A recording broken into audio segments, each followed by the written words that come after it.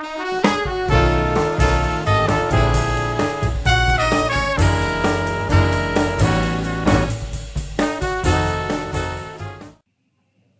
everyone, I'm Corey and we're talking Manpower. Today I've got a very special guest with me. I've got Miss Tina Manns. She's the Chief of Manpower and Force Management at U.S. Army Yuma Proving Ground in Arizona. Miss Manns, thank you very much for being here. I appreciate it. Thank you. So explain to me a little bit about your role at Yuma Proving Ground.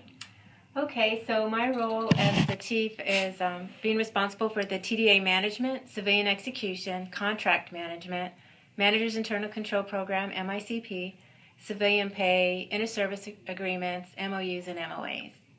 So it seems like a very broad gamut there of the CP26 competencies. I know that they're really big into contract management and learning about internal controls specifically. So what do you do for managers' internal controls? Like, how do you develop that kind of program? Well, as you know, Army Regulation 11-2 guides us with the Manager's Internal Control Program. I ran that program for a few years, and then again in Stuttgart, Germany, I also ran that. Basically, it's educating the managers and employees on our requirements. There's regulatory guidance. Now it's even more so with Army Audit Readiness. They tie hand in hand together. So Managers and Control Program, we look at our functional areas. We do an internal checklist. How are we processing? Do we have ways to manage fraud, waste, and abuse? And once we're confident and we don't have any deficiencies, we just pass it forward to our next command. So I heard you mentioned Stuttgart. So I know that you worked in Germany for a while. So how is doing manpower overseas different to doing manpower here in the United States? Well, I don't want to say that it was different from being overseas. I think the difference came from being in a different command.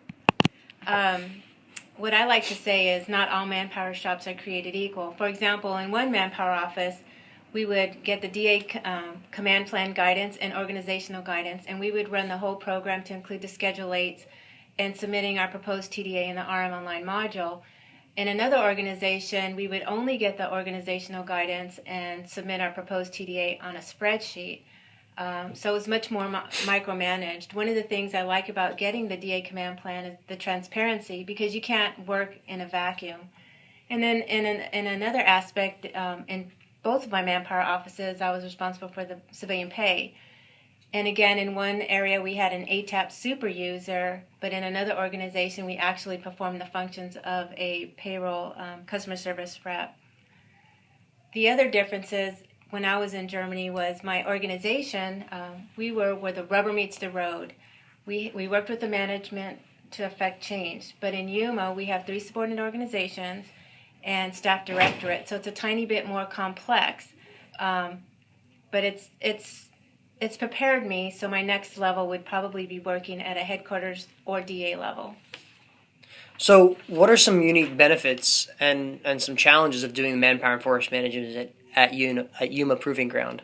Well, some of the challenges I face aren't unique. We're constantly working on manpower drills, looking at our affordability and manning targets below our authorized strength. So managers are now left with the decision of what will or won't happen, what can and can't happen with these reductions. One challenge that we do have is the hiring process. We are not able to hire fast enough to keep up with the attrition. We have the actual hiring, we have the leadership approvals, we have the selection process and the onboarding, and that all takes a lot of time. In addition, coming to Yuma is not someone's first choice, because we're out in the middle of nowhere, basically. 2.5 hours from Phoenix, 2.5 hours from San Diego, and it's somewhat remote. The bottom line is you end up doing more work with less personnel, and decisions have to be made on what will get done. Right, you have to find that thing of what's nice to have and what you need to have kind of thing when you don't have that many people. That's right. I mean, what's mission critical? What's going to get done? What can we live without doing? So you mentioned a little bit about working on manpower drills. What are these drills kind of in a nutshell? What do they kind of encompass? Well, we look at what's going on right now, our affordability, the future, because we're becoming leaner. A lot of times most every time there's always budget drills within that, but managers are left with trying to figure out what they can live with these manpower drills. So I've heard a lot about CP26. They talk a lot about how they're resource managers as well. And that goes kind of piggybacking with Career Program 11, which is the comptroller. And I know that you're defense management certified. So how do CP26, how are they resource managers?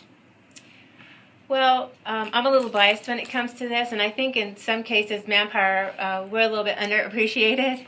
But within the last few years, Manpower has become more important, more prevalent in these drills.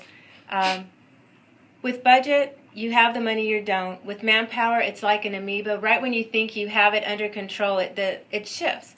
The hiring target might change. Higher headquarters might decide to, put their hand in it. Same thing for the MPET managers. You just have to adjust accordingly. And it becomes a real challenge for Manpower to put it all together.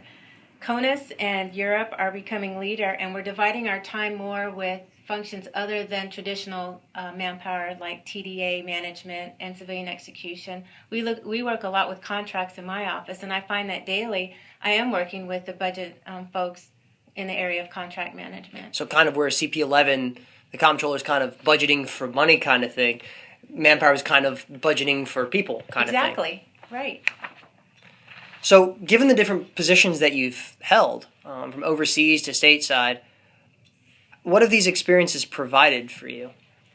Okay, so I gained an appreciation of meeting other manpower analysts. I met manpower analysts from AFRICOM and EUCOM and other tenant organizations. I was very lucky that Stuttgart had a very active American Society of Military Comptrollers, the Greater Stuttgart chapter. I worked and was an officer there. Although YPG and the Marine Corps Air Station Yuma are in Yuma, we are a very small financial community. So when going to Stuttgart, it provided me the opportunity to see what was out there. And then you bring it back with you, and then you can share that with everyone else. One thing that I can say is that overseas, civilian education was important, and they recognized the need to bring training to Europe rather than have people always attend from Europe to go to the States. For example, the Manpower and Force Management course was offered 2 times during my tenure there, once in Wiesbaden and once in Stuttgart. And COCOMs, they would also provide financial management training, government-sponsored or not, and they would invite us to attend. So it was really something. So do you think, when you look at your career development, do you think the geographic mobility that you've had has kind of helped you develop as a better Manpower and Force Manager, and you've learned a little bit more? Oh, yes, definitely. I think that it's provided me some breadth. It's provided me with an understanding of different ways to do manpower, because there's really no one right way. Right. So yes, absolutely. I think that that would be good for anyone to either go overseas or take a developmental position. That's the one thing the proponency office always talks about, is having that breadth and that depth of kind of knowledge. So, Ms. Menz, I don't want to keep you too long here, so is there anything else that you would like to add? No, just to emphasize that it's good to get out of your comfort area and try something new. It benefits the Army, it benefits DoD overall. Well, Ms. Menz, I know that you've taken time away to be here today, and I really, really appreciate it. Thank you for being here. Well, thank you for the opportunity to participate in the Manpower Talking Points. Well, everyone, that's all we have time for today. We look forward to our next segment. In the meantime, feel free to like CP26 on our Facebook page for the latest news and updates from the Manpower and Force Management career field. Have a great Army Day.